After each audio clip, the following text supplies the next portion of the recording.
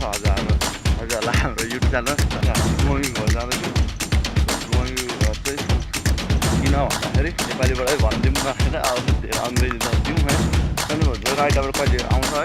अनि देख्नु सक्नुहुन्छ हाम्रो लिची त्यहाँ कमिला भएर लगाइरहेको छ। मलाई अब कतिको खाने हो त्यो चाहिँ है। This one is grass. त्यो घाँस चाहिँ जरी काटे अलिअलि बाँकी रहेछ। So as you can see my dress up अस्तिको जस्तै हो। अनि यो बच्चाले ड्रइङ घर जाने भन्यो अलिक, तर को आउँछ भनेर सोचिराख्नु भएको छ नि। सो हाम्रो ठुलो कान्छो छोरा आउनु हुँदैछ।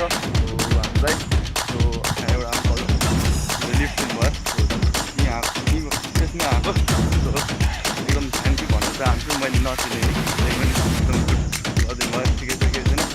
हाम्रो बुवाले र दाइले पठाएको सामान चाहिँ तपाईँहरूलाई देखाउन चाहन्छु। सो त्योभन्दा पहिला चाहिँ यो आइफोन 14 भइगयो है। यहाँ हाम्रो आवाज हेर्नु सक्नुहुन्छ। यो चस्मा चाहिँ एडजस्टेबल लेन्स हो, यहाँ हेर्नु सक्नुहुन्छ। यो यसरी एडजस्ट पनि गर्नु मिल्छ है। सो अनि कान्छो दाइले मलाई पर्फ्युम पनि पठाउनु भएको थियो। सो यो देखाइदिन्छु।